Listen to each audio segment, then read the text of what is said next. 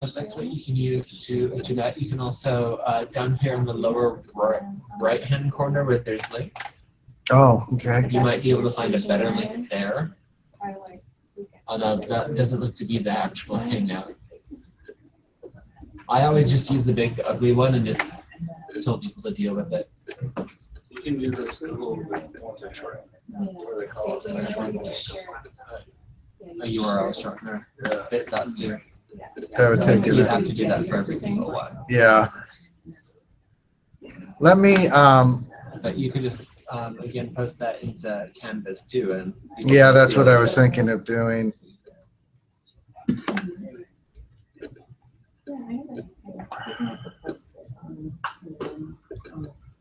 All right.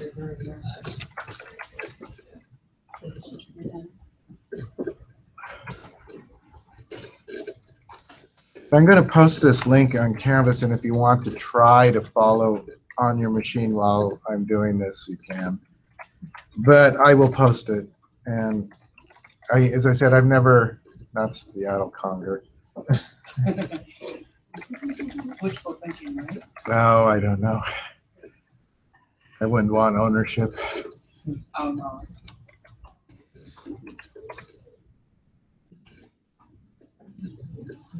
Okay, so ITC 172. I'll do it as an announcement.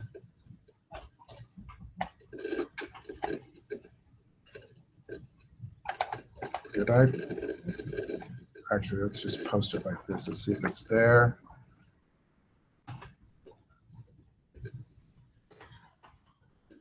So there should be a link in the announcement that should take you to the Hangout, if you want to do that. I've never tried it, so you guys will have to tell me if it works. So right now there's not much to see. I'm going to minimize that. I'm going to bring back up this. I'm also going to zoom up. And there are better zoomers, which I may play with later, but right now I'm going to go with what I know. It's weird. So the other thing is your screen and my screen do not match.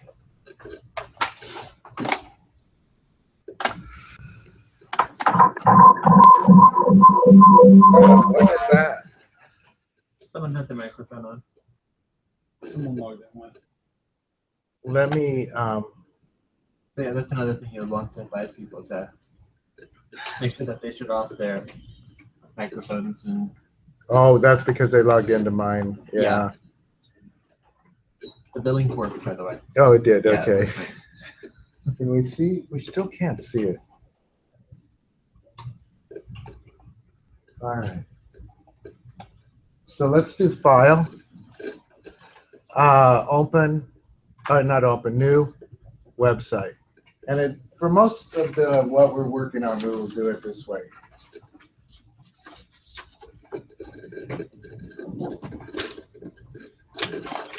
So basically, I'm going to leave all the defaults here, and I don't know if I'll explain them all again, but we do want to make sure it's C#. Don't let it be Visual Basic because you'll get lost real quick and it won't match anything they're doing. We want an empty website. We're going to go with whatever they give us as a default framework. And we need to probably give it a name. And instead of website 1, I will do, what should we call it? Assignment 1?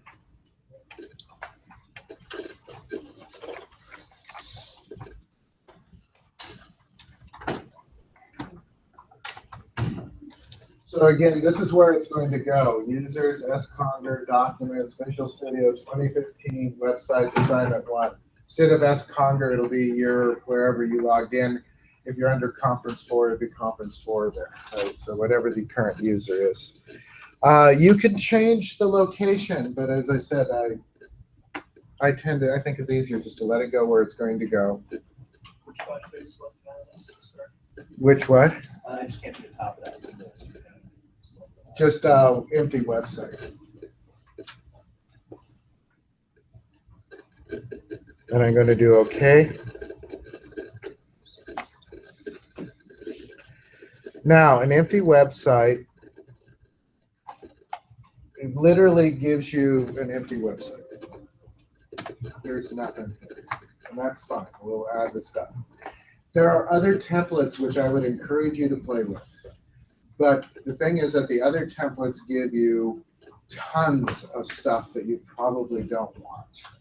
They give you pre-default web forms. They give you a CSS style sheet that's fully formed. To me, it's harder to undo that than to do it. They give you bunches of stuff. They also give you like JavaScript libraries. I mean, eventually along the way, we'll download jQuery and we'll download some other stuff that we'll use. But if some of the templates have all that stuff already. Right? So I just think it's easier to start with an empty one for what we're going to do.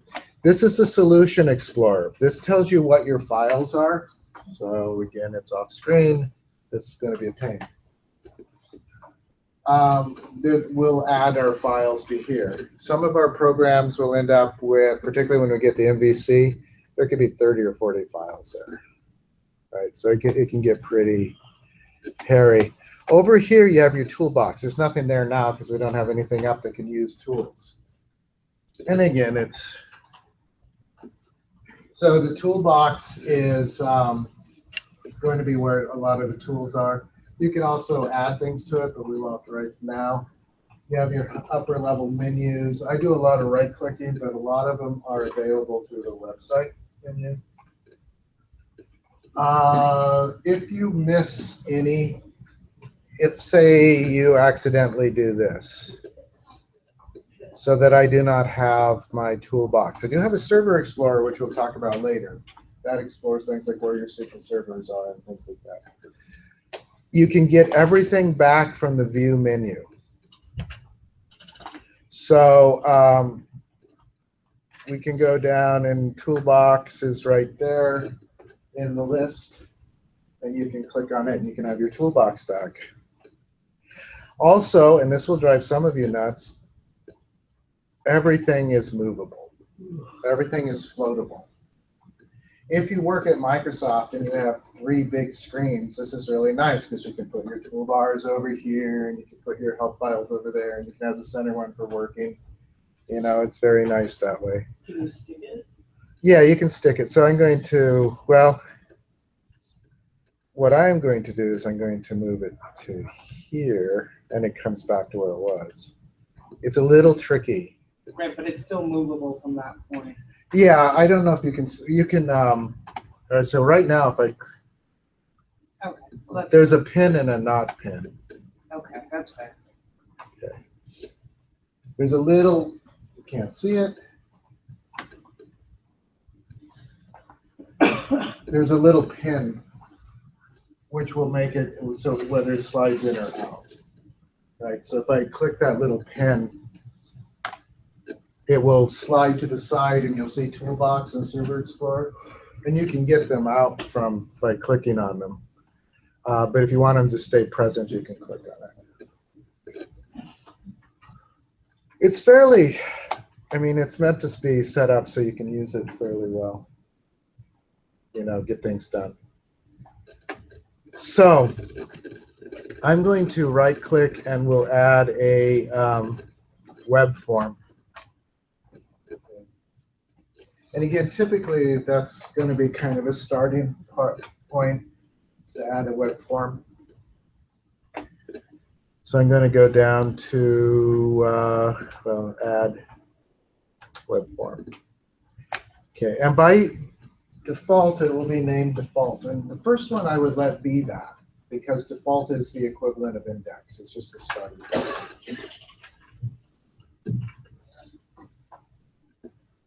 So I'm just going to do OK. And then we get a the HTML screen. And I might, I don't know if my the size of my code, what is, I wonder, I might unzoom and see how big that is. That's probably not big enough to see, is it? Is that big enough from the back? I can make it a little bigger if you want. Everybody's okay? All right. You guys have better eyes than I do. How about you? Okay. All right. So basically, we have the HTML template. It's just a template, which you know, basically, and I talked about it last time. It just gives you something to start building in. And the very first assignment, some of you that have C# from me, we did this in C#. We're just going to make a tip calculator. So we'll have a, what would you need for a tip calculator? Just for controls on a web page. Couple buttons, wheel mouse. You need a text box to enter the meal amount. We're going to have radio buttons to do the percent of the tip. I haven't decided exactly how I want to do that yet. We could do it in code or we could do it just in the HTML. And a button and then something to return, you know, that will return the amount of the tip. So it'll give us a chance to look at, you know, some of the controls here and some of the C#.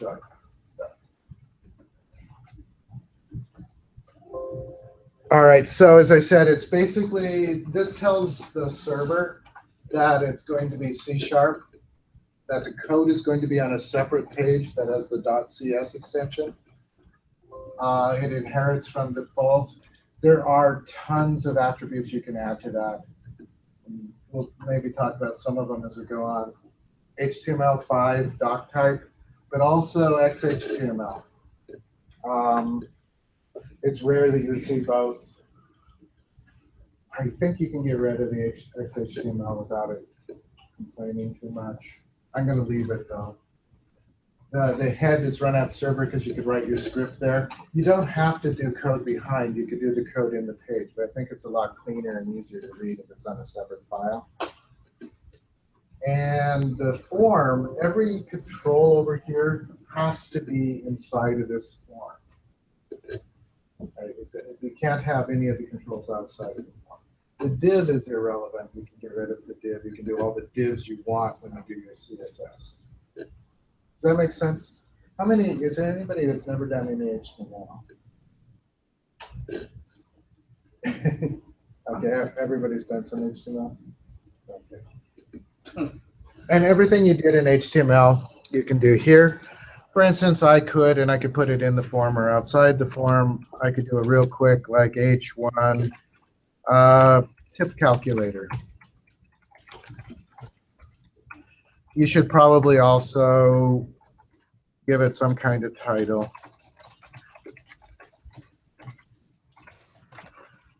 All right. And then what we'll do is we'll do the form, and then I'm going to we'll add a class. Because again, the idea is you should have as little code in the form as possible. So I am going to add a label. Now I'm doing this in code view, which is my preferred, my source view rather. You remember those? You have these tabs down here, and I can't see them very well because they're not so. But there's a design tab, a split tab, and a source tab. So the design gives you kind of a WYSIWYG. It's not very good reflective of what it's actually going to look like. Split splits between the WYSIWYG and the source, which is actually probably what a lot of you would prefer. And then source is just this. I'm going to tend to work in the source for a couple of reasons. One, the screen up here isn't real good with the split. It doesn't give me enough room. And but I will split occasionally go to design. But I'm probably going to work mostly in this view, if that's okay. No comments? Okay. You guys can interrupt me anytime you have a question. Yeah. I do have a question. I realized that this assignment is due after class, and my Visual Studio is not. Don't worry about it. For any of these assignments, don't worry about the due dates. You can turn them in whenever, and when I say that, please don't turn them all in at the end of the quarter. Though it happens, and I have graded them. I'm a little crankier if I get them all on the last week. Also, when you turn them in, if I have anything that I comment on or take points off for, you're welcome to fix it. You can redo it, right? So the grades, don't worry about the terms are suggested. They're not. There's no penalty. The other thing is, you can always fix anything that I mark off, and I will never take points off without a comment. I'm trying to tell you why. Right? So you should be able to fix them, and there's no reason not to get them all in at 100%, right? It'll give you chances to fix things. I'm going to add a label, and you can do it like I was doing it there. You can type it in, but you can also probably better just drag it in. And I told you last time, these are all these controls come in as XML.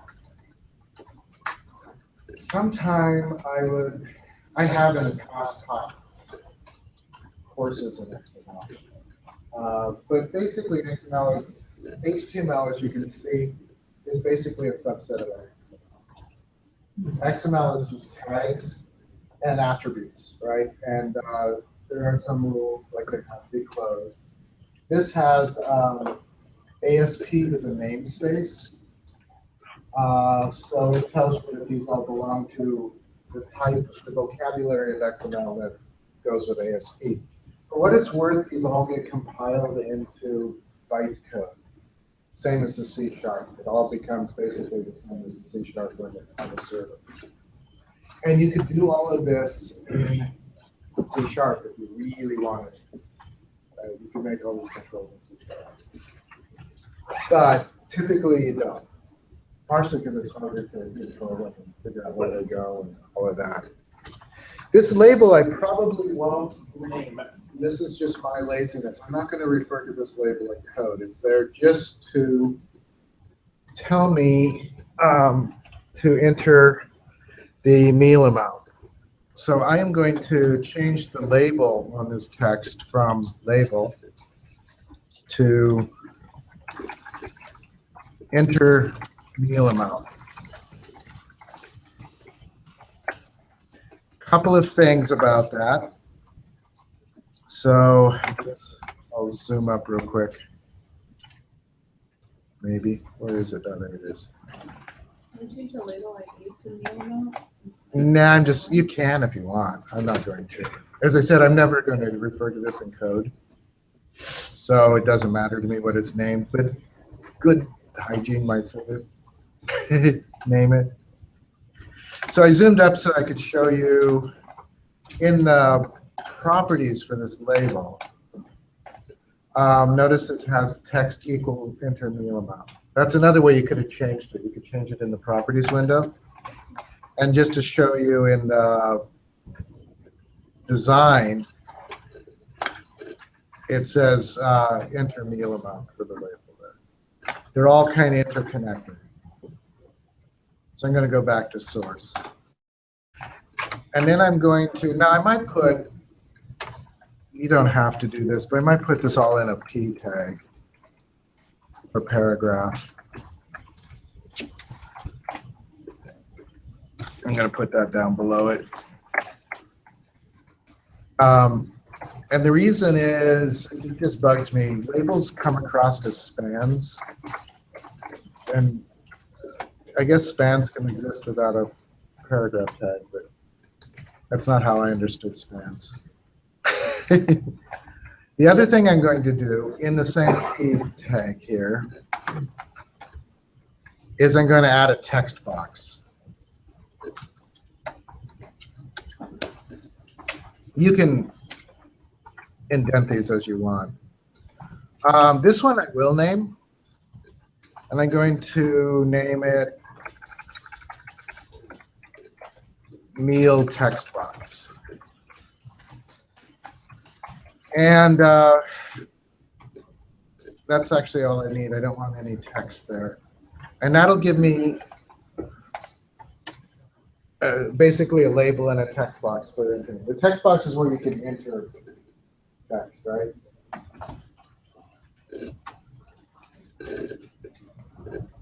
And I changed the ID because I am going to refer to this because I'm going to want to be able to get whatever they type. Does that make sense? The other thing, I'll show you here. Do you guys know how you would comment in here? No. /star. No. Opening. It's an HTML comment. Yeah.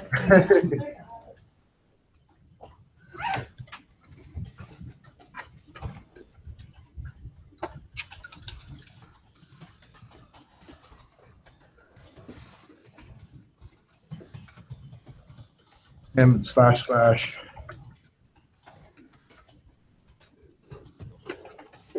It's a good idea to comment all this stuff. As I said, it gets complicated between the HTML and the C#.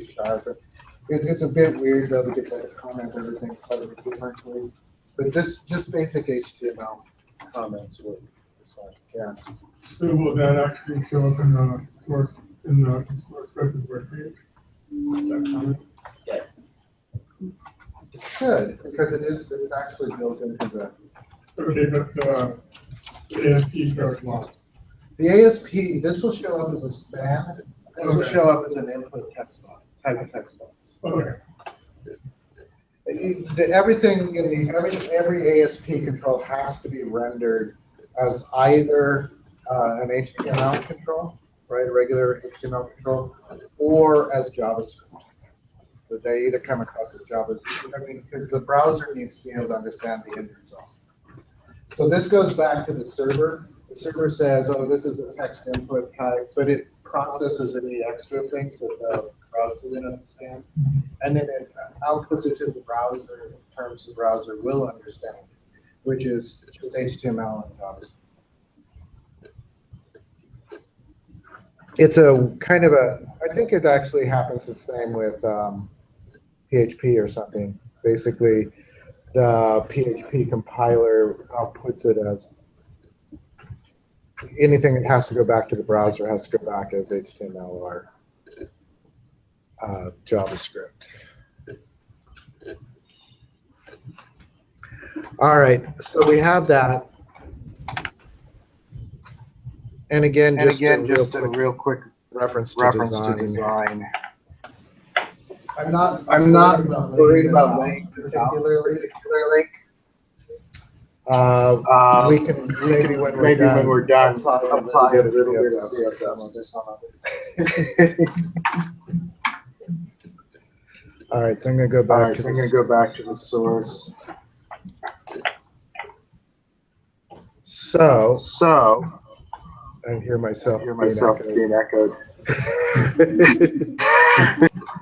Someone may want to turn on their sound. Yeah.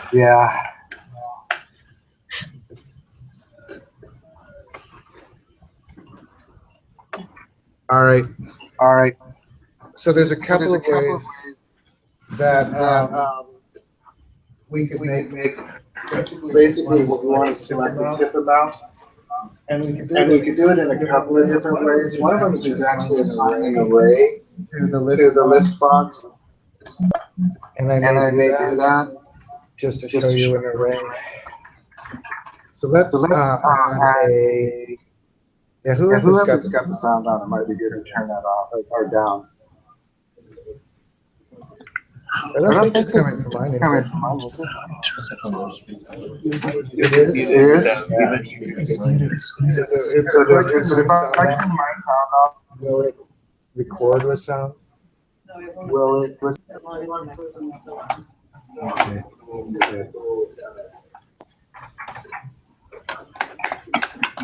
That's interesting.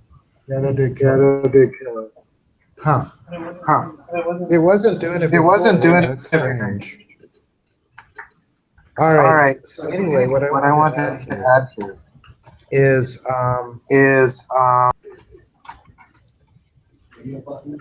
radio button list. Now you could add individual radio buttons. And I'm going to name this. What do I want to name it? Tip amount. Tip percents. No, if you don't want such a verbose verbose naming convention, you could just do, you don't have to have the radio button listed on RDL. Actually, Microsoft discourages the object type in the name, but I do it with the controls. I only do it with the controls because I really like to know that this is a radio button versus this is a text box. in IntelliSense, it'll tell you that. Mouse Mouse over over it, it, still I prefer to see it. Okay, and I'm going to going assign to assign values to it in values code, to it just in because I want to code, show you how because I want to show you how to do that. And then we need need a button, I a believe. button, I believe.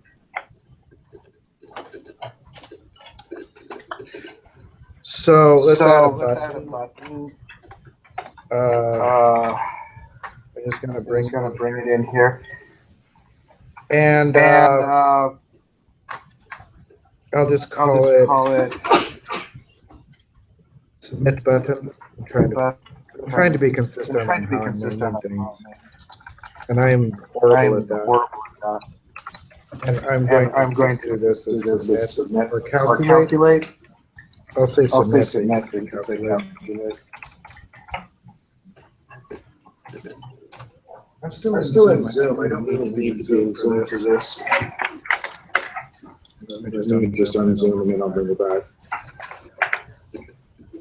And the very last thing I'm going to add here is a label. And I will do the result label.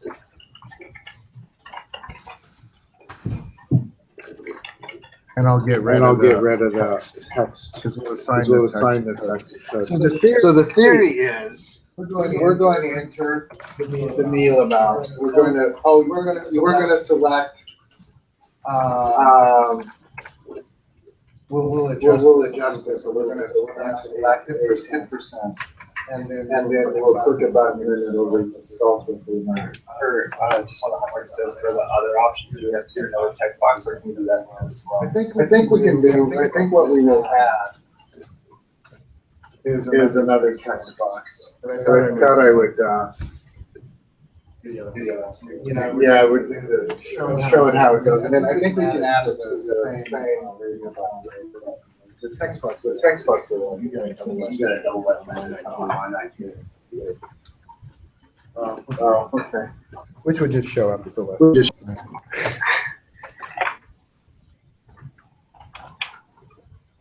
Okay, so if I look at the design, zoom up for this. It's not beautiful, but it'll work, right? We might do a little CSS in the end. If you want these to be pretty, you have to go through the CSS. We're not going to spend a lot of time on that, even though it's a crucial part of the whole process. While I'm here, we might double click on the submit button. That gives you the default event for the submit button. We're not going to actually write any code in there yet. It'll get us to the code page and have that ready. So I double click that, and it goes to the C# page. And notice it has protected void submit button click. That's the default event where a button is clicked. That makes sense? That's what you usually do with the button. It also writes it. I'm going to go back to the default ASPX and source. It also writes on click equals submit button on click the XML there. Both aspects have to be there. If this is here, nothing in the C# code, then throw an error. If it's in the C# code but not here, you'll just ignore the event. You'll click the button and nothing will happen. It has to be in both places. Does that make sense? The easiest way to do that is to double click the button. But you could just write it in by hand if you want. As long as you write it in both places.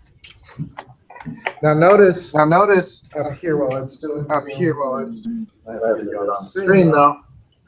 We have two files now. This file was always there. It just wasn't in what do you call it? What do you call it, the work window, whatever.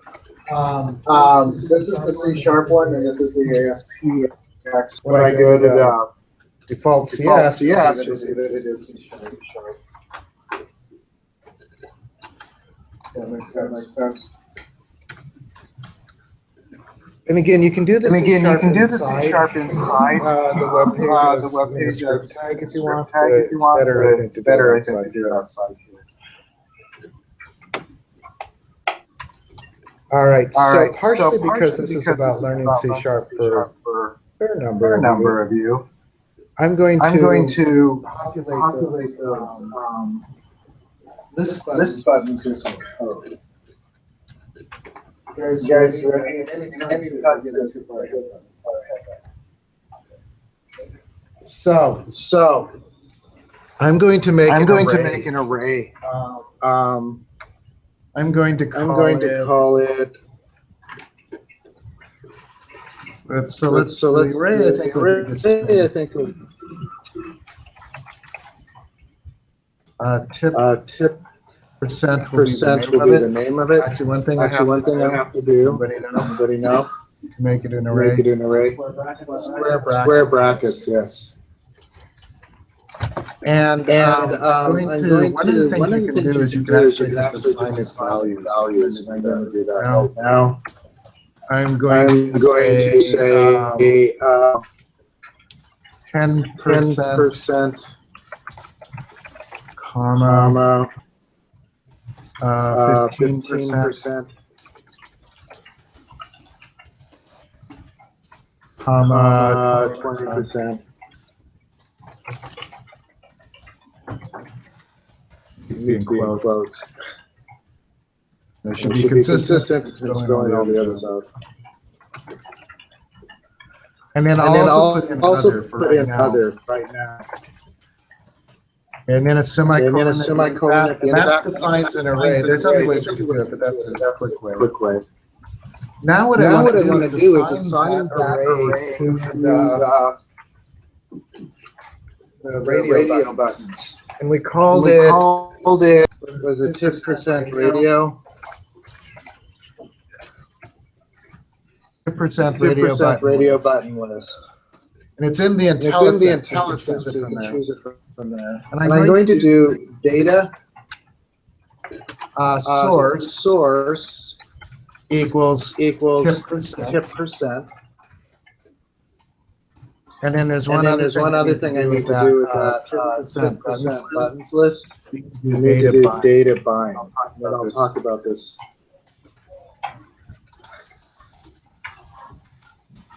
So one of the things about ASP.NET is that it has all this data binding built in. I can just point this list towards the source, and it will populate. You do have to do the bind. I'm not entirely sure what's in the data bind method, but it won't work without it. It's what binds the data to the control. When I run this, remember run is. Let's see if I can get this down. So run is just the little triangle up there. So just this right here.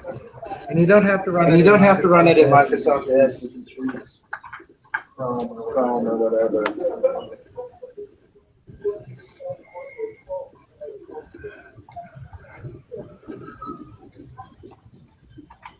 I don't know. It's probably just on the screen.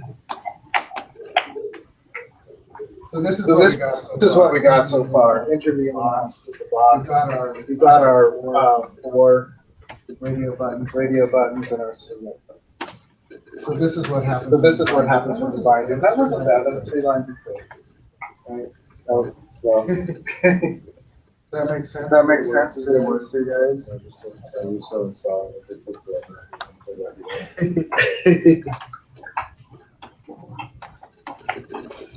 You guys are quiet. It's going really well. All right, so I'm going to kill the browser. Killing the browser doesn't kill the debug. So you do want to like hit this little red box. And I just want to minimize that. All right. Now there is a problem, which I probably should show you. Let me run again. And I'll show you one of the problem.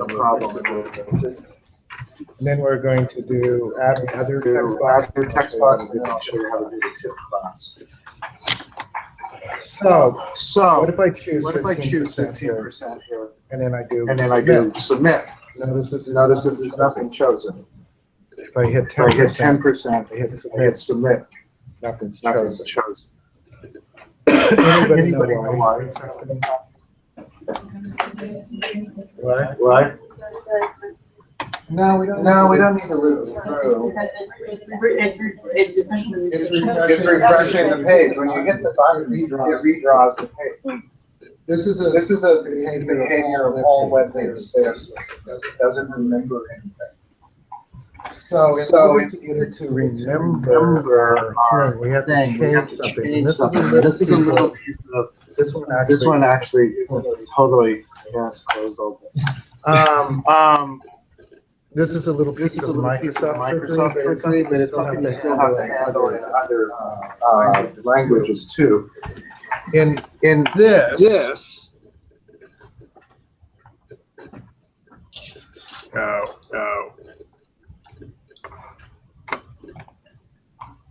So I'm going to do an if statement here. I'm going to say if.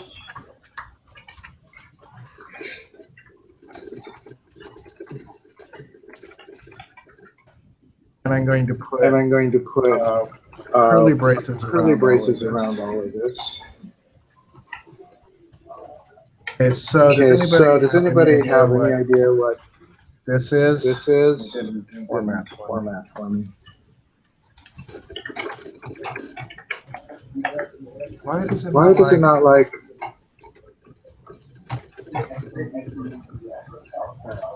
No, the exclamation is fine. I think I just didn't capitalize.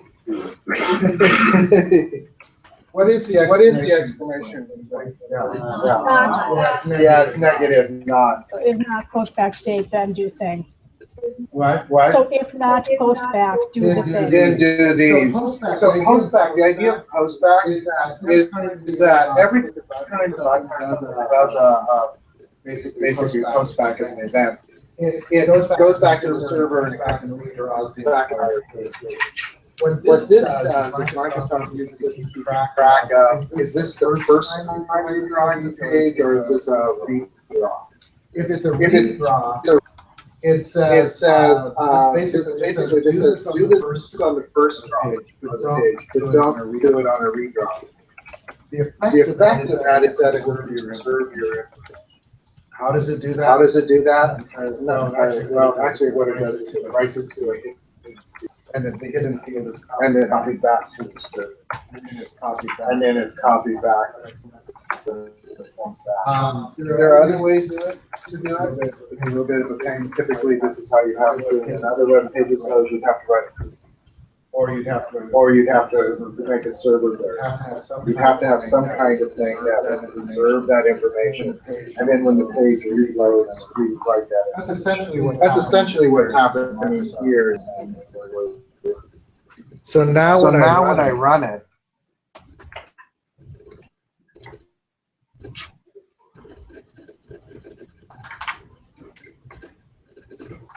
and I click the 15% and I click submit, it holds the 15%. That's important because if you want to pass it, when you click the button, it clears it before it passes.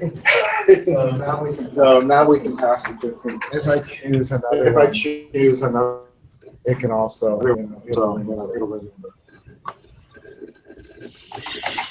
again, it's not postback. Not there. This is essentially a Microsoft term, but the problem is common in all web pages. There's a by rule, web pages do not store things in local memory. And the reason being that, web pages come from all over the place, so we do not want them to be able to store variables or code away, right? Unless it's cookies. So a cookie is a text file that's written to your client machine. Because it's a text file, it's not inherently dangerous, so they can be annoying. Because they can Because they can track everything that you do.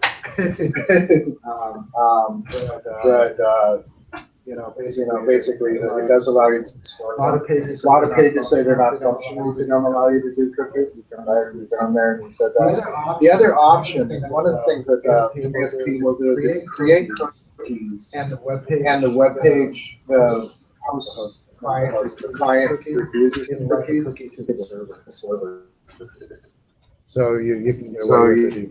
you can get away with it even. Yeah. Yeah, it would be better to. So the cookie would have the session variable number in it. Yeah. All right, So let's do one last little piece on the default ASP. Let's just add a text box for other. And I'm just going to again so text box. And I will call this other text box. And I'm trying to be consistent. I don't know if it'll last today, but I'm trying. So let me see what that looks like. When I go to I do hate Zoom in some ways. I just want to get down to the bottom, look at it. Design view. Am I still running? No. I want to let me down there. Yeah, that's true. There we go.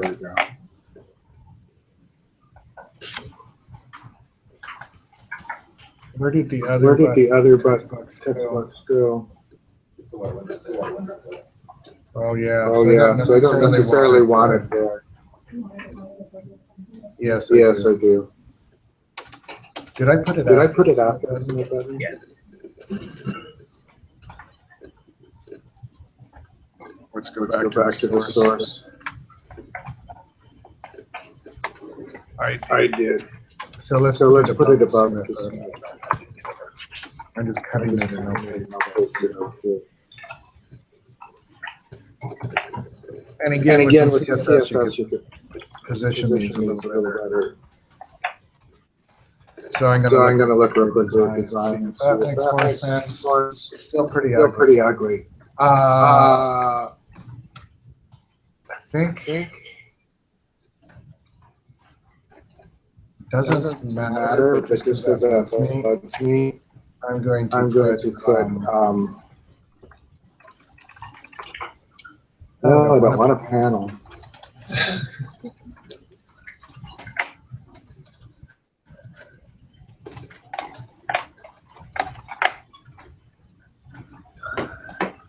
It's still ugly. We'll let it be.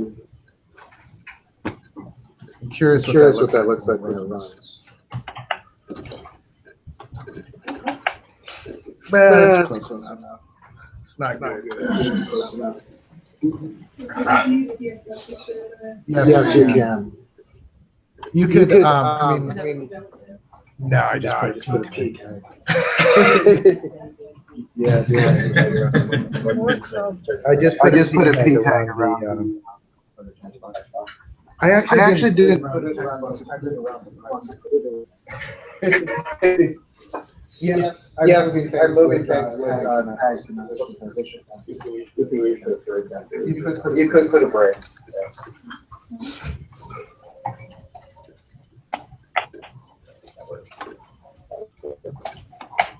when I started with HTML, it was in was the in the 90s. 90s. There wasn't no CSS. There There wasn't even much style. It was Just, just, I mean, this was not an atypical, active, getting getting code to to function function was fairly. fairly, You had to you had to do it in Perl, Perl. CGI. CGI. All right. All right. I'm going to leave I'm it going to leave it zoomed zoomed because I'm going to do another thing here. This is good. This is good practice. Maybe Maybe the most confusing part for those of you that have a C-sharp lesson. So I'm going to go to the Solution Explorer. I'm trying to get this down and over. I'm going to right click here. I'm going to choose Add. And what I actually want to add this time is showing up there, which is fine. So I'm going to say Add New Item. And what I want to add is a class. Why classes way down in the middle? I don't know, but that's what I want to add, a C-sharp class. What is it called? What you right clicked on? So what I clicked on, I'll go through it again. Assignment one. It's just the project. So this is the solution. This is the project. Yeah. So the solution is a little different than the project. The solution is higher level. We're not going to do this generally, but I. But it's in the solution. Yes, it is. Okay, that's what I was wondering. I'm thinking of. A solution can contain. Where we probably won't Don't do that much because that would be confusing. But a solution can contain multiple projects. And then so I right click on the project. Add existing existing item. No, not existing. No, not existing. Add new item. Add new item.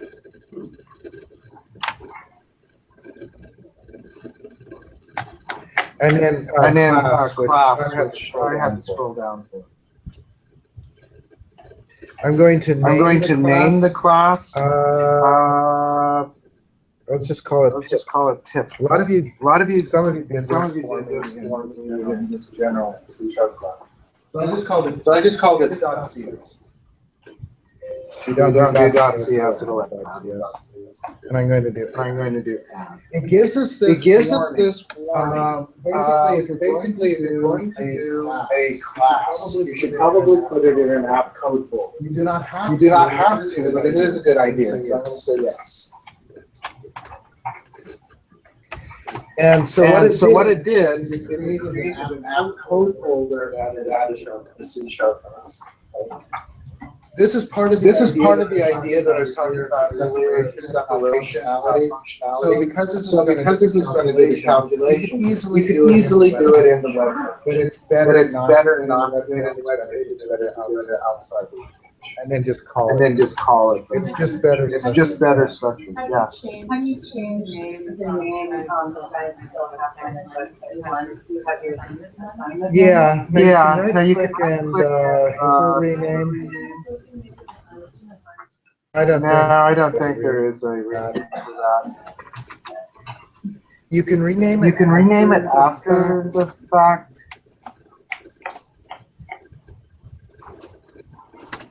The reason we can't rename it right now is because it's in we're calling it, and it's basically attached and running. If you didn't name it properly, you can rename it right now, and it'd be perfectly fine. So when it gives you your class, it gives you public class tip, and it gives you the instructions. Did you guys in Python do any classes? Python classes are really weird. What? Oh, okay.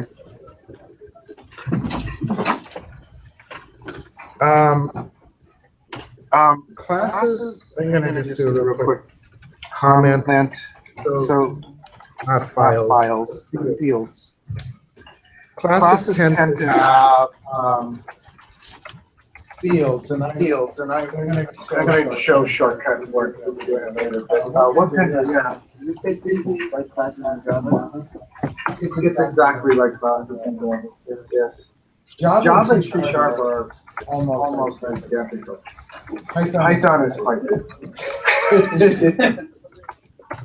I've been doing some Python because I've been doing NoSQL and stuff, and For data analysis, Python is the language of choice. And I don't know for no good reason except that the people that did all the data analysis are like Python and built the libraries.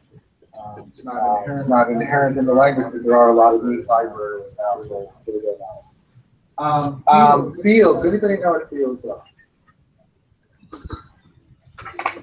The things in the form that take the data. Well, that or in a class, they're class level variables. That basically describe the class.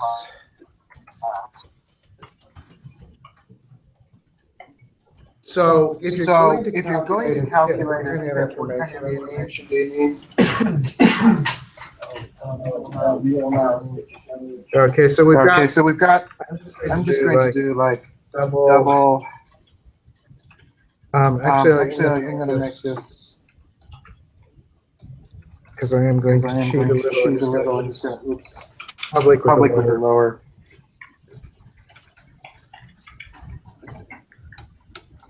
So I'm going to do it with a capital.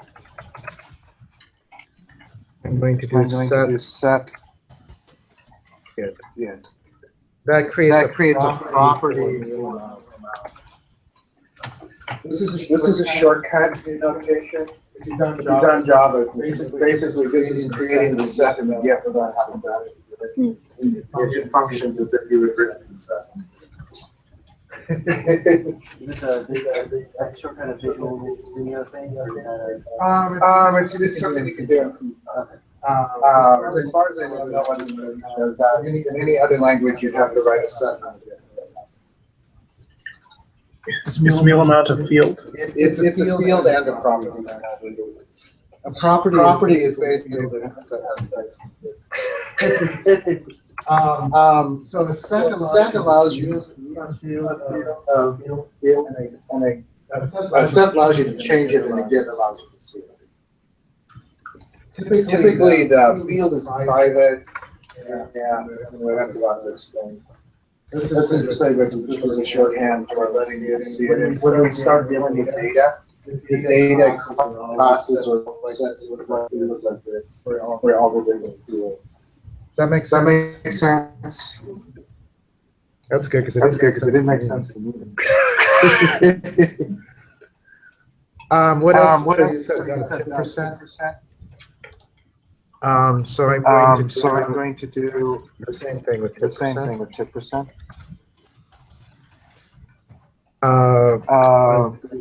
Do double. You guys know what double is? Anyone not?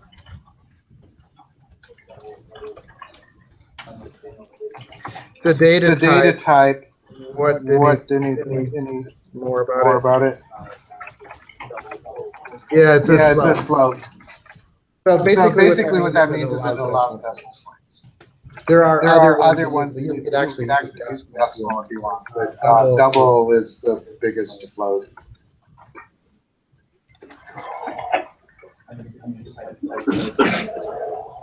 You could.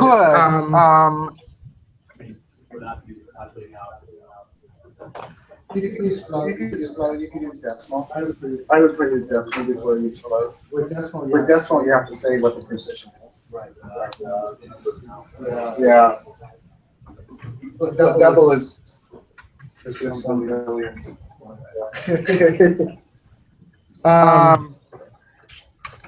What else do we need to know? We need to know the tip meal amount. You might want to know the tax. We didn't have a method for the tax, so I just will do let's do private const double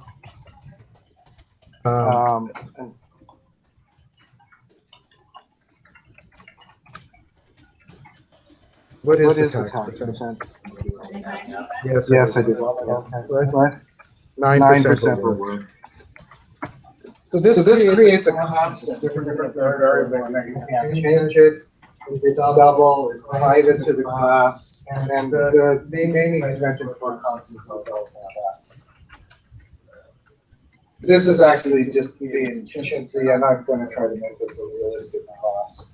Tax varies, not only they actually tax you different, whether you take it out of different restaurants.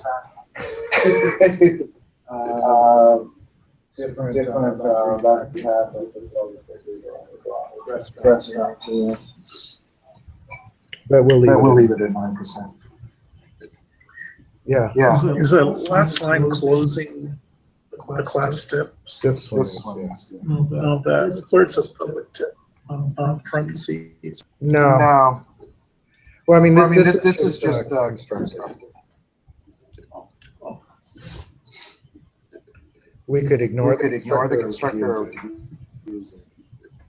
Is that still? All right. So let's do the calculations and then we'll decide on that. And again, this is stop me, particularly not done in sharp. When it has to get looking real clear, just ask me what I want. I'll try to explain it. It's perfectly fine to ask. Even if we don't quite finished. I think we will. This won't take good. And once we get to the web page, because it's done, it's just a matter of calling it and getting the result. So I'm going to create some methods. So I'm just going to say public calculate tax.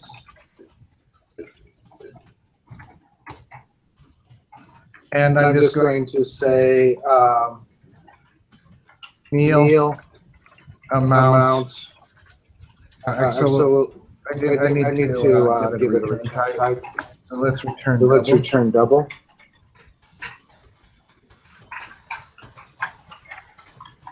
Meal amount.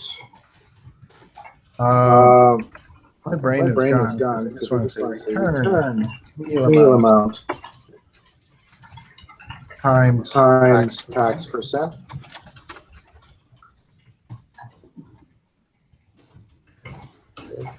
So it'll just, basically that'll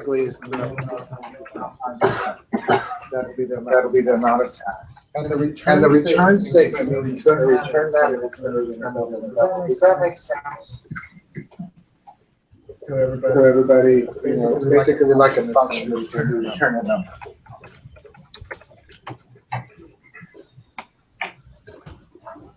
Okay, so I'm going to do another thing pretty much like this, public double calculate tip. And in curly braces, functions have methods. They have a block. They have curly braces. And I'm just going to do return meal amount times 10%.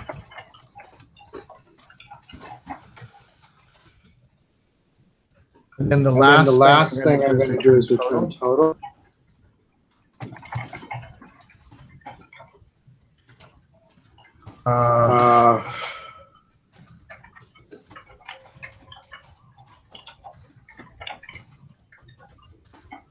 Braces. And there's other ways you can set this up. But this is what we're going to do. And calculate is, I'm not sure what that does. Return meal amount plus calculate tax.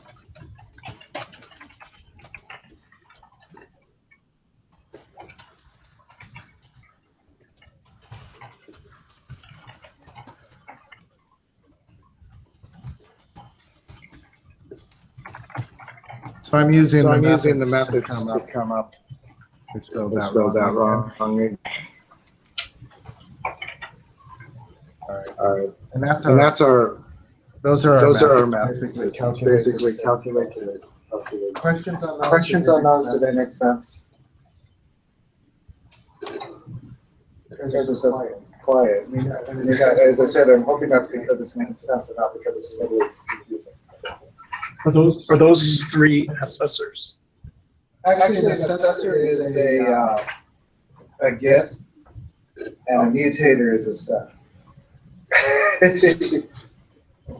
Okay. So those apply more to these. Again, these are hidden there. Because Microsoft has a shorthand for that. You don't have to use the shorthand. And Probably I shouldn't have, but I just was trying to be speedy. Other questions? Okay. All right. So the only other thing we have to deal with here, I think, is what we want to do as a constructor. What is the constructor? Anybody?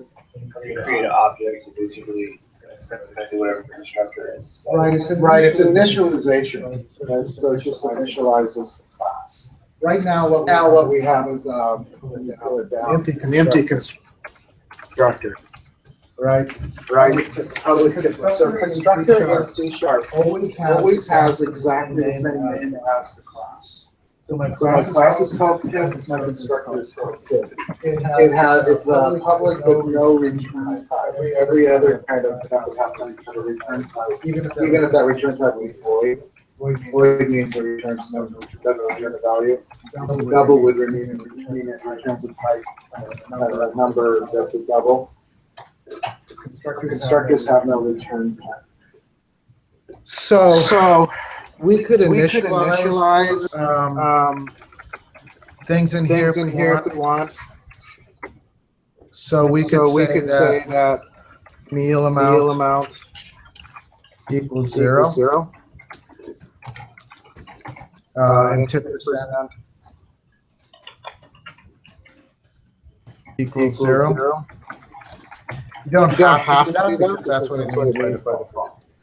Although if we do the next thing, I'm going to do another public tip, and I'm going to say that it's going to take a double meal and a double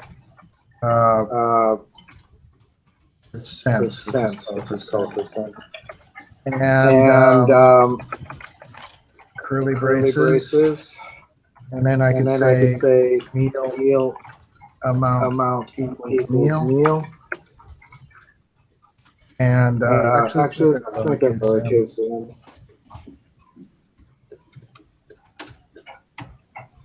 Trying to be consistent, but I'm not. Tip percent equals percent. So we have two constructors. Called an constructor or overriding constructor. How will it know which one to use? By what you pass in. You have as many ways to initialize as you want. As long as the signature, as long as what you pass in is different. And by different, it doesn't care what the variable is. Double, you can only do once. It doesn't matter if you change these words, it doesn't. You can do this tax. You certainly can do this. Yeah. So if I do, just to show you, and then if I just go on this dot, and if I want to zoom that. This is a this keyword that basically it'll show you everything that belongs to the class, including like meal amount and tip percent, and we can also see that. And you could, if you type of Java, where you do this, name this meal amount 10% as well. And then just this meal amount equals that meal amount. It's a, as I said, this is something you can always use to see what's inside of this object. I'm done with the class, though. Do you guys have any questions on this class? Yeah. Are we just gonna get the The radio part where, Yeah, that's what I'm showing you now. Other, yeah. Which board or campus is on your video? So it will be basically on the syllabus, it's a link to all the videos. And also on the syllabus, because it's the playlist is like 3 years of videos. So, I don't always do the same thing. You're welcome to look back. So let's go back to Default ASPXCS, and we'll do this in the submit button. It's actually probably better to create all on the submit button. So let's do that. So I'm going to do protected means that it's only visible side of this. It's not quite private, but it's only visible to things that are compiled together and say and I'm going to do void. Let me lift it up a bit. Protected void, and then let's just say, what do we want to call it? Get info? Okay, so how do we connect to the class? Anybody know? Well, so we have to see, yeah, so the object was a tip, right? So I did tip. Notice that it's teal. In Visual Studio, although you can change all your colors, but it wasn't necessary to do that. Tip, the fact that it's teal means it recognizes it as an object, right? I'm going to give it a local name, and I'm going to do something approaching. Tip with a lowercase t. Is it case? So that's a local object. And then I have to make it new if I'm going to. I guess we'll use the empty constructor. Equals new tip.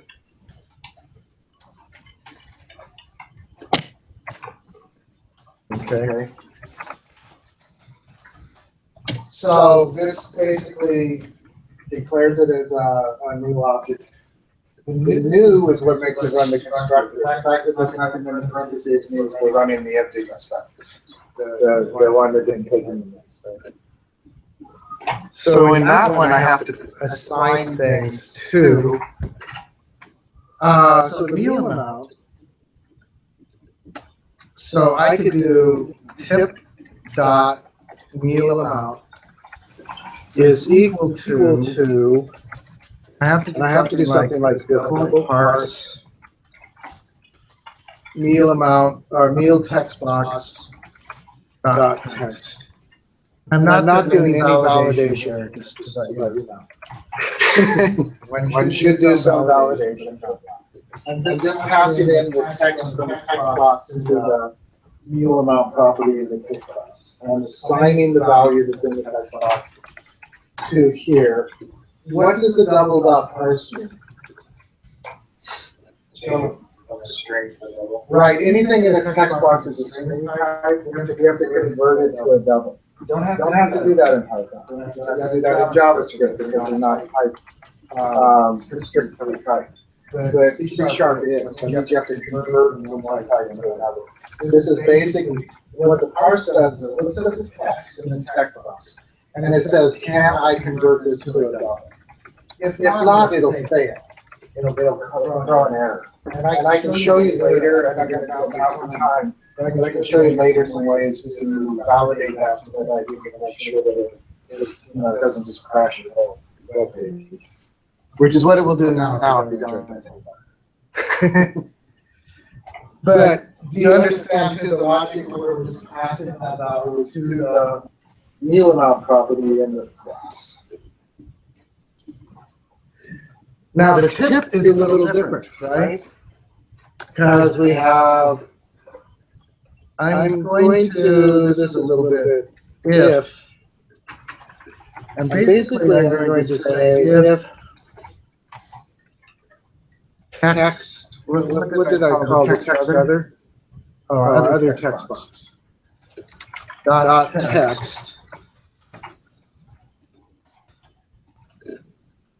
equals empty string. And that should have two equal signs. We may have to revisit this if this doesn't work. But if the other text box is empty, then what we'll do is we'll go through and see which of the checkboxes. Okay. Does that make sense? Okay. I'm not sure best route, actually, but let's. So I'm going to say for each, and I'm going to say list item, and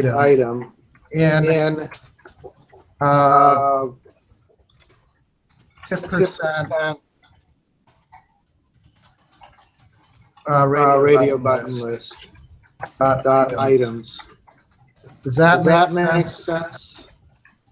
We're going to loop through all of the radio buttons. Each item in the radio button is a list item. This is it's a Microsoft object, but it's basically an HTML with a list item. So it's just a list item. We're giving it a local name. We're saying all of the list items in the radio button list. And then we're going to look at if item dot text. I'm going to use equals for this. Is it 10%? Tricky thing here, because we're matching text, because I have to get them the same. Is that correct? I could have, but I did it reasonable. Anyways, and I'll do curly braces, although you don't actually have to. I'm going to say tip dot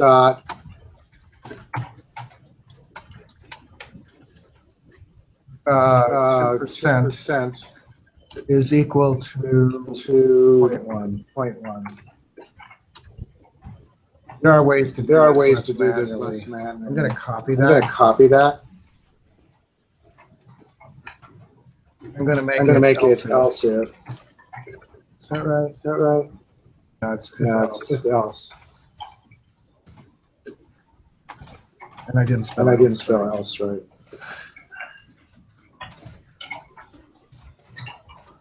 Uh, 15%.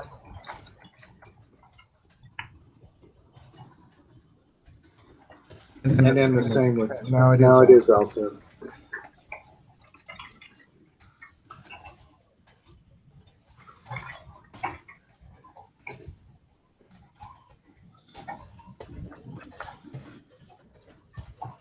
It seems really warm in here today.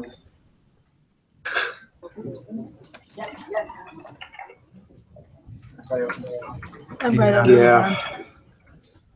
Again, the text have to match. And this should be 20. And I'm going to here to say else.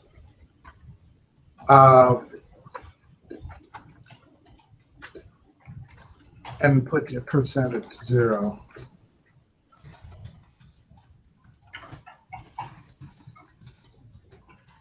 So I have a if inside of an if, right? So these only apply to the text box. So I'm going to be doing else for that if down here. This could be a little confusing. This is where the braces will start to drive you crazy. You might notice. I don't know if it's hard to see. Notice how this is gray and this is gray. This is the end of the for each, and then this will be the end of the if. Another thing that can be really useful is to comment these.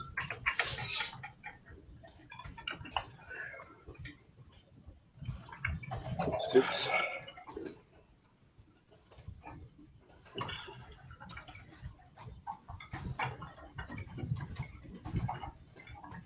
So at the end of the outer if, I'm going to else.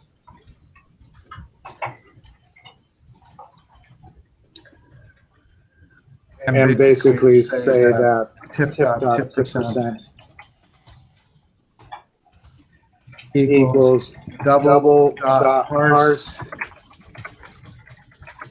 other text box dot text. And it has all the other problems that the doesn't crash if it's not a double. I don't know if I can get this all on screen. So we declared it. We did our text box. The thing with the lessons here is we have to move through them. And there is actually a little bit more to do this. And so we test to see what each text is, and then we assign the tip% to our tip class based on that. Yeah. Where is it checking whether the radio is actually selected? It doesn't. So it's just gonna, every time it set it to 0.1, then set it to 0.5, 0.5, 0.2. Well, but if it's nothing selected, But first it'll check the first one and see yes, it says 10% to 0.1. Then it'll check the second one and see yes, it says. You know what? You're right. Brain.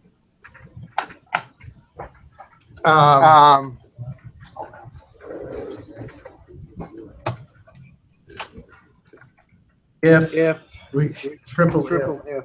This is actually a really bad idea in some ways, but it'll work. So if item dot selected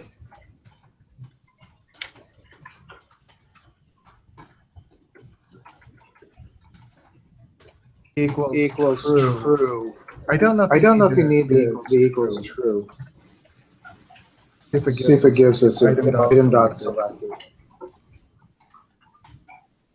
And then I'm going to do another curly brace, top. And then we want to,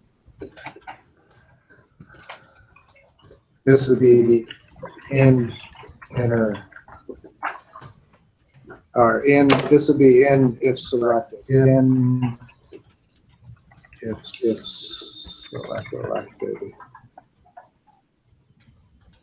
So you were right. You have to test to see if it's selected. There's a thing called the annotation where you test for the number of loops you have to do. I think this is still one loop. You can get a little inefficient. Open curly braces on the same line. Yeah. The curly braces here from Python, curly braces are going to drive you nuts. You actually don't need these. There's only one argument. Let it go. All right, so there's one other thing we need to do with this. Questions on this? Does that kind of make sense? So what we're doing is we're getting the value, then we're going to loop through our radio buttons if the text box is open. We're going to make sure that they're selected. If they're selected, then we're going to see what percent they are and toss that off. If, actually, this one should never be used if it's not selected. Nothing is selected, we will probably crash. We can deal with that later, I guess. I think what I want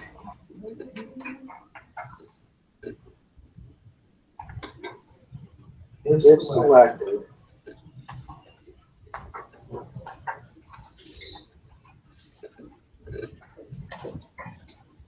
I'm going to change the. I'm going to change the else. This will drive you nuts too, and I'm sorry. I did. What I'm doing is, if it's not selected, it's going to be equal to 0. I'm doing that just to avoid that.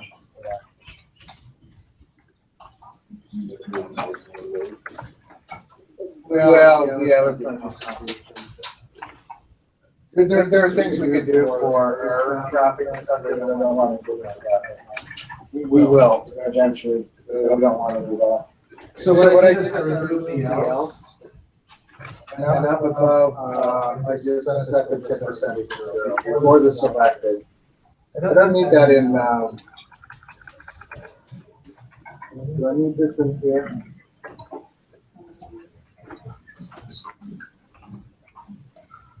I think I could put it before the for each. it's okay. It's okay if you put it there.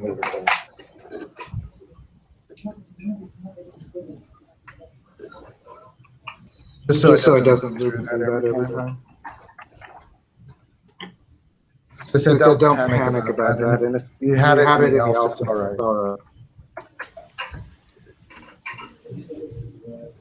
All right. We have one more thing to do, and then we're done with this. I'm just going to, and you can break this up into methods if you want.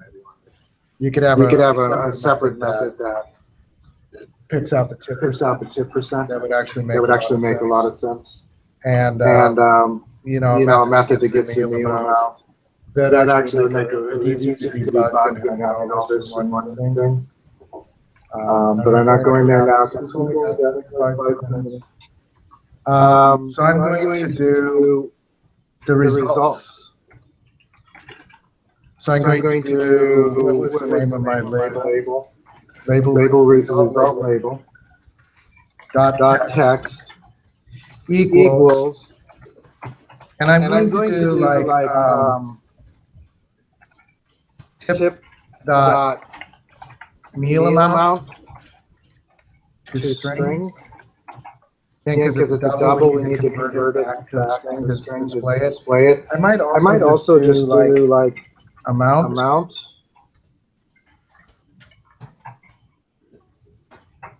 Plus. I'm going to do a plus and quotes and a line break.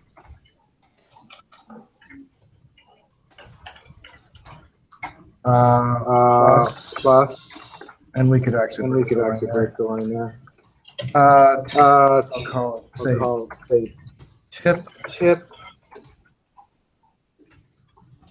plus tip.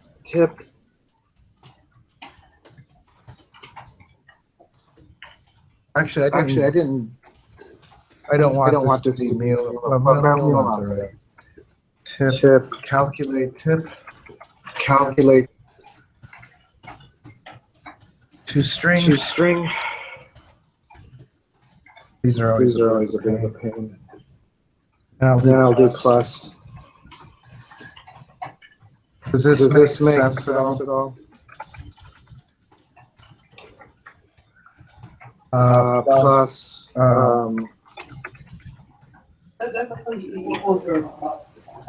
it's supposed to be plus. Thank you. Good eye.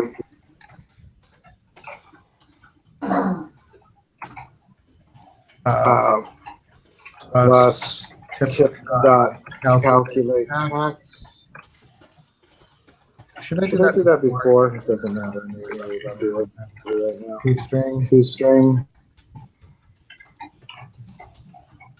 Do one more BR.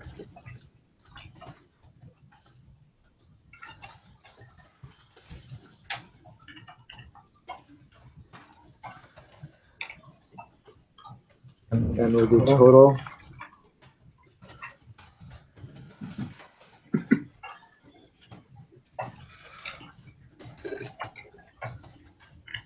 Calculate total.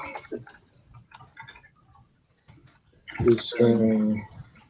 Now, there are other things you could do. To string. You could put format it to look like in the parentheses, so you could put formatting code. I guess I could do that real quick. There's a couple ways to do it. One way is to do it.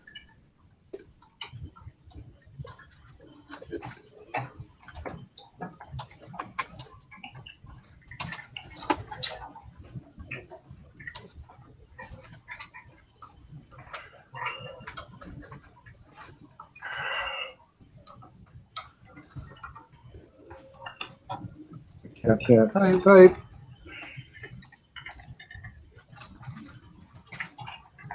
That would make a dollar sign for the season. There would always show decimal places.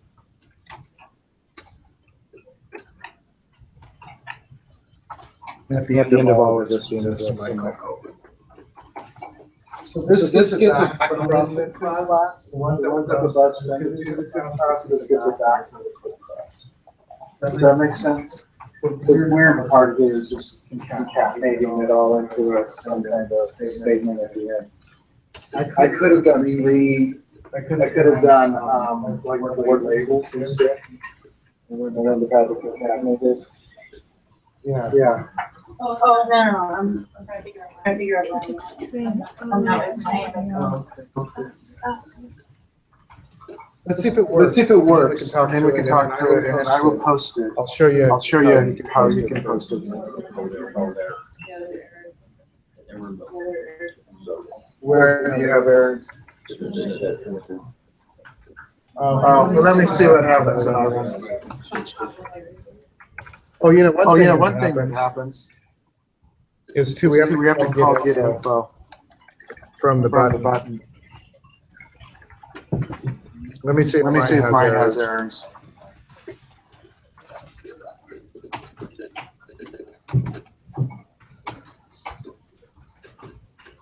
So I'm going to do 120%. Mine worked. $20, $9.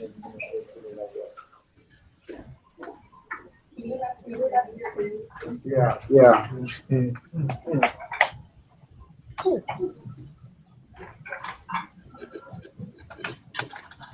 What part do you need to see? The very bottom. The very bottom part.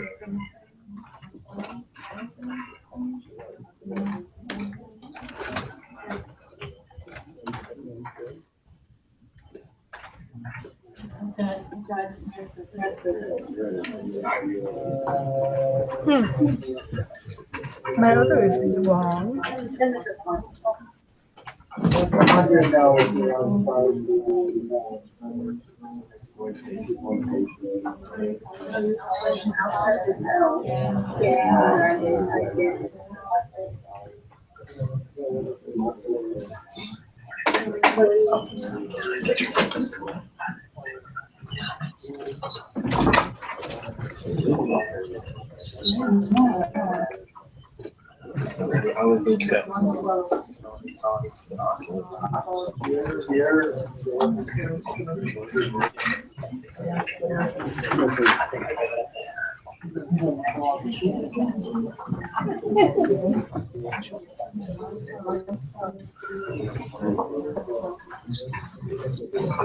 Super emerald.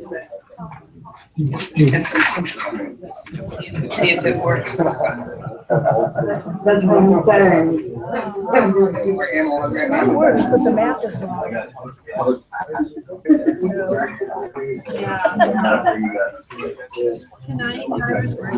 Yeah, totally. So this is what I have. So let's say that my meal amount is 25 or 98 cents. Every 10% calculate.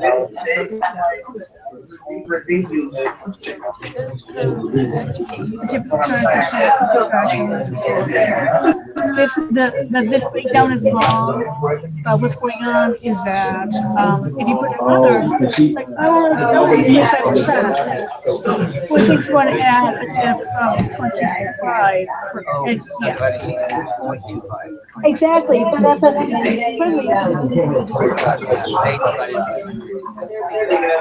yeah. So. Oh yeah.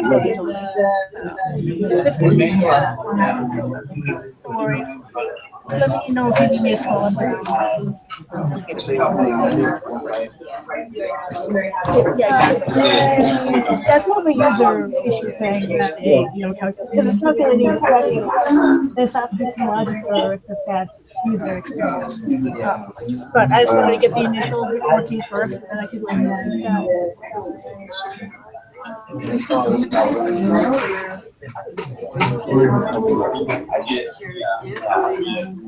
That's selected, okay. I mean, Save the word item. under the salute.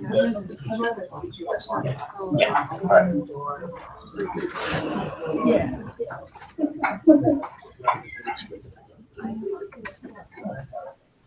And then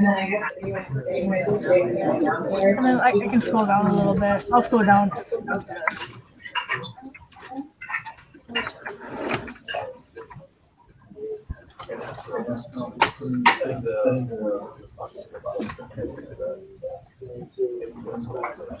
Oh, you look at this. I'm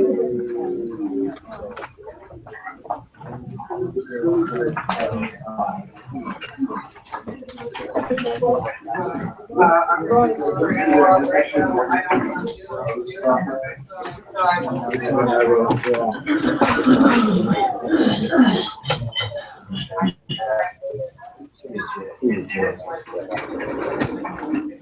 Yes, because you wrote what I said. Go back to your.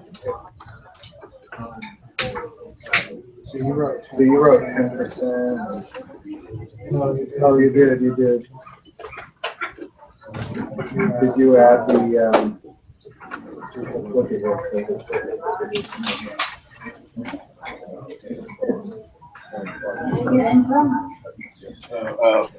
All result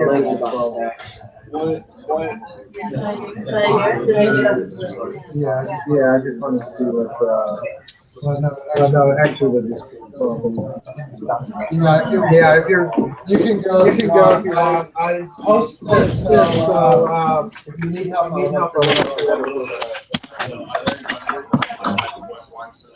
Decimal format instead of like. Right, yeah, you do have to, and I didn't do anything for that.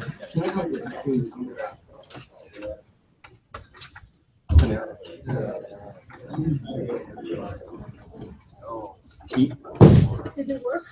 I'm trying it again.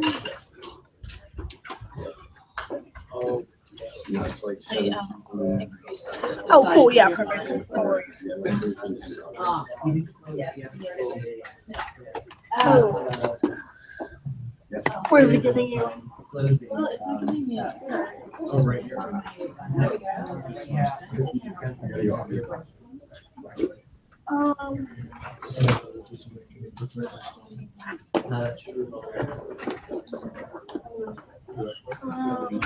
Yep.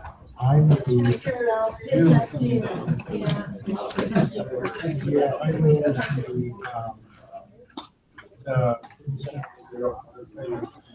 That makes that way. Thank you. Other. So the best way to submit this, and I was looking at everything to show, is probably to put it up in GitHub. How many know how to do that? If you can't do it, I mean, I could show you, but we're about out of time. The other thing you can do is just zip the folders and upload the folders to Canvas. But the GitHub works best. If you go to GitHub, you can just link it by the URL, right? You can submit the URL in Canvas. The folders are, well, let me. Do we have GitHub installed on these computers natively, or do we have to go to the GitHub website? I think you probably, actually, that's a good question. Let's How check. do it through the website? Yeah, I don't see. I don't actually see it, but if we go to the website,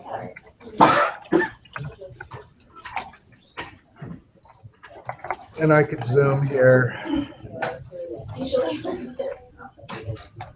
So I'm going to go to www.github. I'm going to go to my account.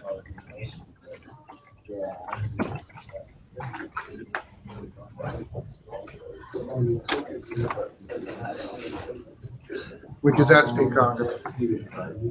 All right, so you have to sign in. Do I remember my password for GitHub? Repository.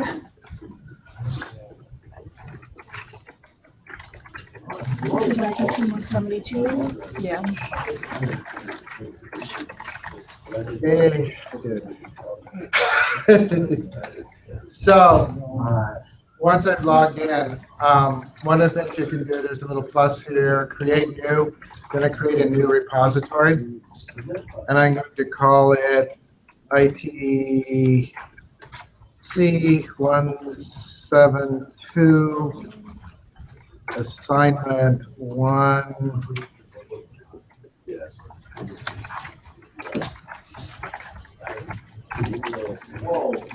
I'm going to call it W17 too for winter 17.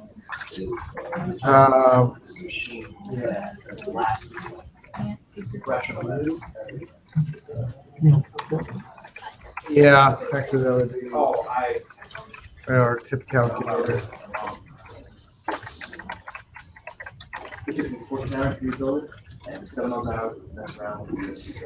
Oh, I'm really having trouble with calculators now. Calculator. All right. I'll initialize it with the README, create repository.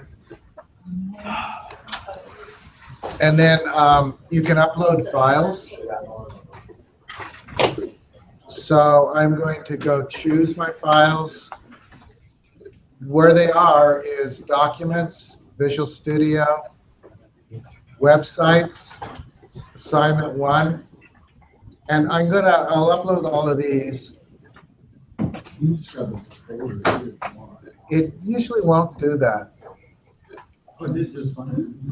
Did it, the whole thing? Yeah, just the whole, and it took everything. So if I just do it at this level? Yeah, just grab that and put it in there. All right. I usually had to go through, I usually went through and just did, so it won't. Well, you You probably drag it in. I just dragged it right in. Drop the whole thing in there.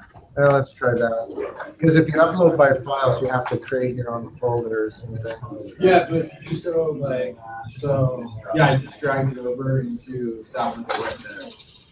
That did not work. And then you close that. And then scroll down and it shows you everything. Yeah, it does have everything, including the app code thing. Then you have to commit it. So you could just drag the folder into there. I don't want to set up my desktop. I don't like this. You commit the changes. No. How do you get to the drag box thing? Go to upload files. Yeah, you have to log in. I'm logged in and I made And a then hit the little Did plus. you initialize with a README file? No. If you didn't do that, you're not going to be able to. Okay. So. So new repository, initialize with a README. Right. So if you don't do that, you can't Yeah. upload the files directly. But then. Yeah, you need to, exactly. And then this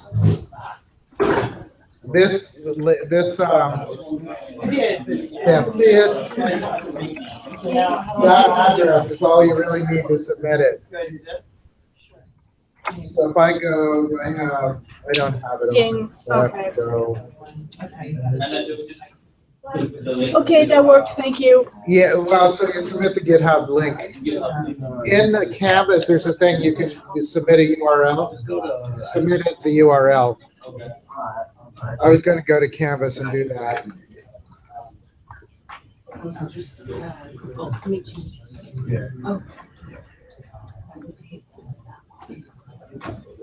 And then click that README. All right. At the bottom. Okay.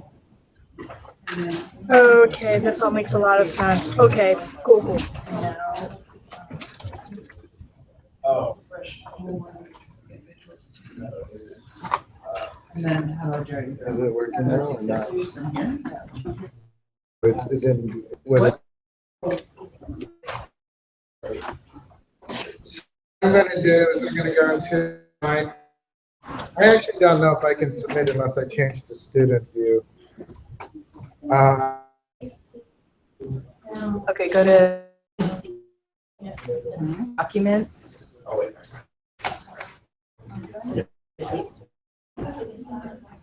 So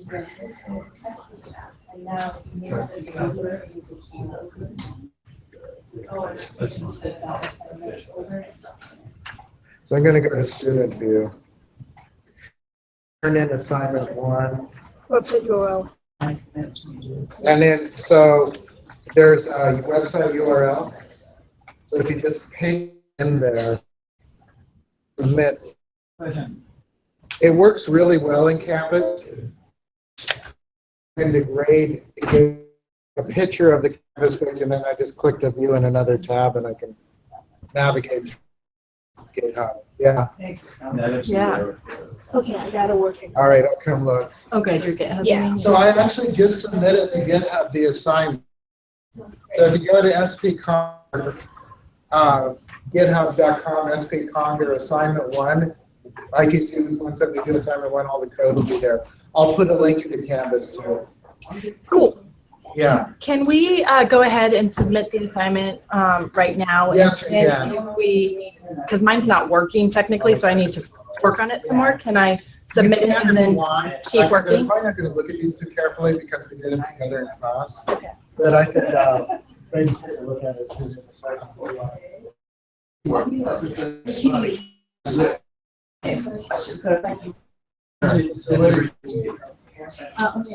Okay, so the whole point is, unless you have like you're going to more time. Really easy. You just do what you just did to the so put up on your you can change them. It'll ask you another commit and say something that changes to your and it'll show up and have it as version.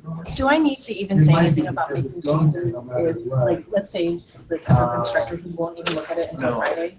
Just any info that's because even if you check questions, yeah, explain it in your vote. Yeah, right. You don't have to explain it, then it doesn't matter if you check questions.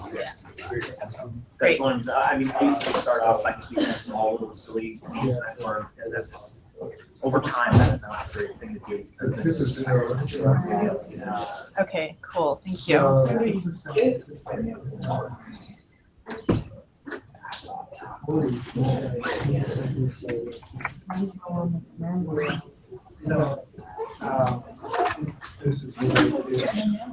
don't know.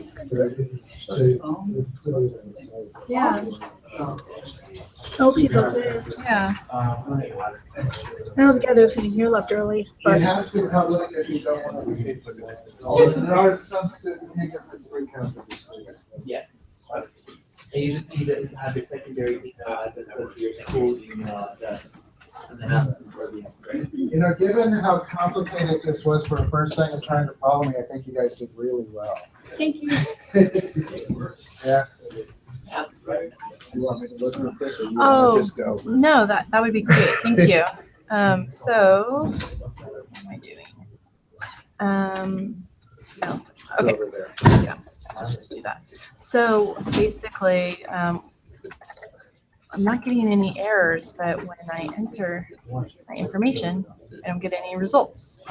So it could be a couple of things. Let's look up here. One is we didn't call this from the button. Type get info, just type get info instead of that. Did you do this? I did. I don't know that I Oh. stressed it enough. I must have missed And then that. open and close parentheses and a semicolon. Oh. So because this isn't doing anything unless we call it. Oh. So now we may have errors when it runs, or it may work perfectly. Okay. Try running it again. I like my odds there. Perfect. Oh, yay. Okay. I don't know how I missed that, but thank you. Well, no, there was so many things. Oh, actually, there is. So some errors. there are some errors. Yeah. I know what that is. I've got tip and tax mixed up somehow. No, that's actually correct. Oh, you got tip and tax. Yeah, it's adding $9 in tax rather than $9. Well, it did the tax. Oh. It's just not doing the tip. So If other text box text equals 0, chip is not 0 for each.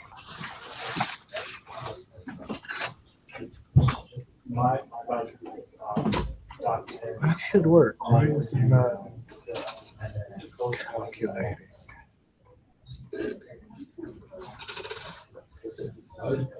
Everything else is working. Let's look at your tip class real quickly. So you did 10%, so that's good. And that it's doing it here, it's saying 2%, that should work. If item selected. Yeah. I wish it was something where I saw the error right away. We could debug, but it might take a while. Do you want to do that or wait? Well, can we do it for maybe 5 minutes? Okay. Now let's try something here. Let's do. If you don't mind.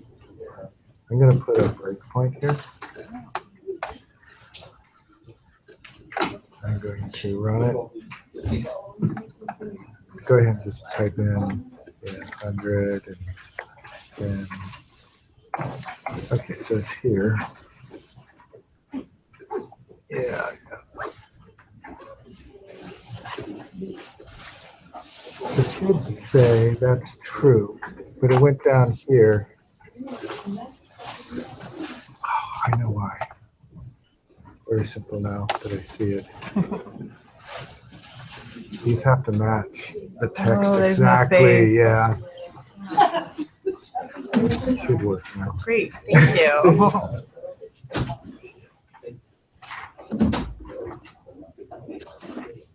No. Yeah. Oh, yeah, I did. $10. Yep, great, thank you. We'll do this at home.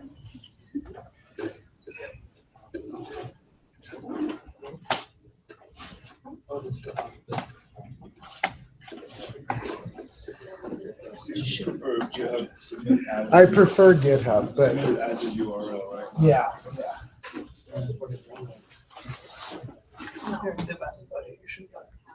It's a lot easier to read that way than the zips. Yeah. Oh, well, that was a lot, but it worked. As I said, you guys did really well. At least it seemed that way.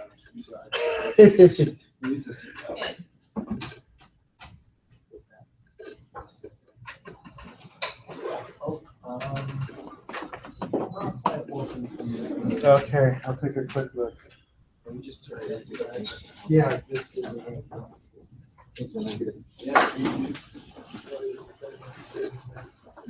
So it's just not going to label.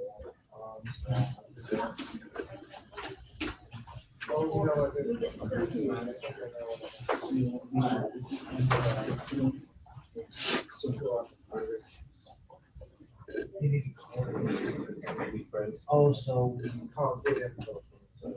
Just say get info. Yeah.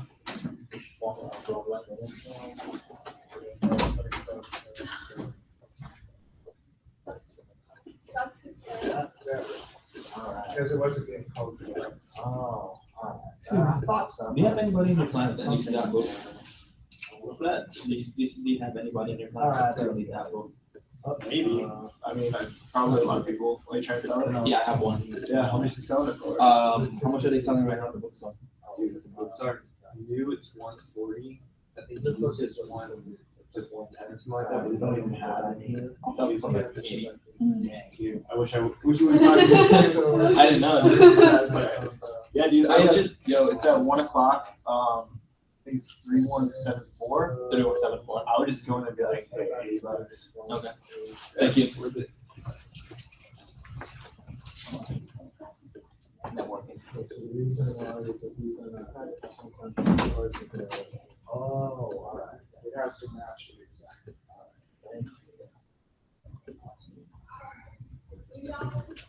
Okay.